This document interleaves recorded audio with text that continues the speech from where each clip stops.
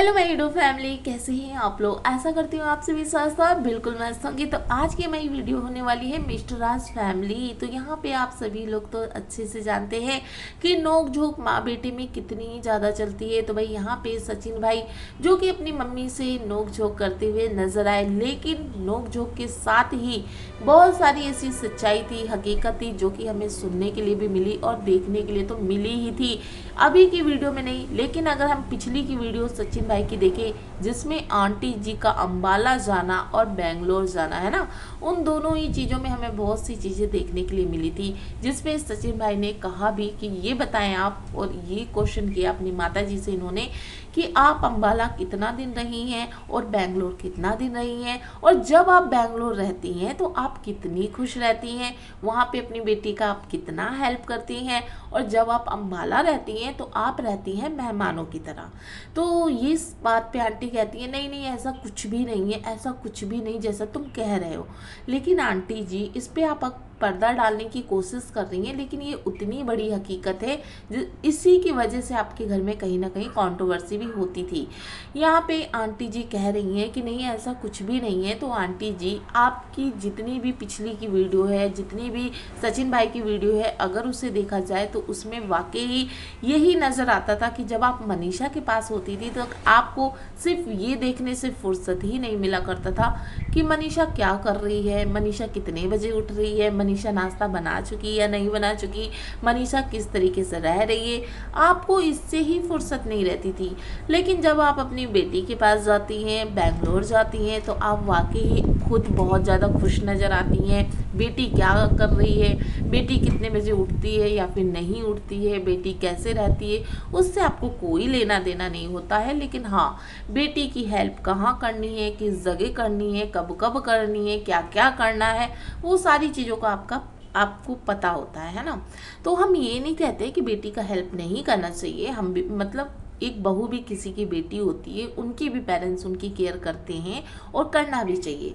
लेकिन हमारे कहने का मतलब सिर्फ इतना है कि अगर ये बात कही जाती है कि बहू को भी बेटी माना जाता है, तो भाई उस चीज़ पे आप फोकस भी किया करें और ये भी ध्यान रखा करें कि वो भी तो आपकी बेटी है। फिर ये कहना कि ये लोग लेट उठते हैं, तो ज़रा आंटी आप ये भी तो सोचें कि मनीषा और सचिन भाई कितनी मेहनत करते हैं, कितना ट्रैवल करते हैं, अपनी वीडियो में 100% देने के लिए क्या कुछ नहीं करते हैं, है ना। और यहाँ पे सबसे बड़ी बात ये है, इस वीडियो में आप सबको मैं क्या ही बोलूँ, जैसा कि यहाँ पे आपने जेठानी और देवरानी जी की कंट्रोवर्सी भी देखी ही होगी, निक्कू और सुमित भाई की। तो वहाँ पे भी आपने ये चीज़ बहुत अच्छे से नोटिस किया होगा कि वहाँ पे जो जेठानी जी है वो आयो दिन बैठ जाती थी अपनी फैमिली की ये वो कहने के लिए। लेकिन यहाँ पे जो कुछ भी नोक झोंक इनकी वीडियो में दिखाया गया सचिन भाई की तरफ से, उसके बाद मनीषा साफ कहती हुई नजर आई हैं कि ऐसा कोई भी कमेंट मत करिएगा जिसकी वजह से इनकी सासू माता का दिल दुखे या फिर मनीषा का खुद का भी दिल दुखे, है ना। तो ये होती है बहू, चाहे इन्हें कुछ भी दुख लगे या कोई भी चीज़ घर की बुरी लग रही है, लेकिन ये कोशिश करती हैं कि हमारी घर की चीज़ें हमारे घर में ही रहे, बाहर ना जाए। बेशक हमारे सचिन भाई जो चीज़ उन्हें बुरी लगती है वो चीज़ वो साफ तौर पे अपनी वीडियो में कर देते हैं और कह देते हैं, क्लियर उसे यहाँ पे रख देते हैं। वो ठीक है, क्लियर तरीके से बोल देते हैं कि बस ये चीज़ हुई है, ये चीज़ हो रही है, यहाँ पे हमारे साथ गलत हुआ है, जो कुछ भी है। लेकिन मनीषा नहीं बोलती। मनीषा अपनी तरफ से वीडियो में आके ये चीज़ें नहीं डालती हैं कि नहीं आज मेरे साथ ये हो गया, आज मम्मी के साथ मेरी ऐसी नोकझोंक हुई। मनीषा अपनी तरफ से हर चीज़ अच्छे से रखती हैं।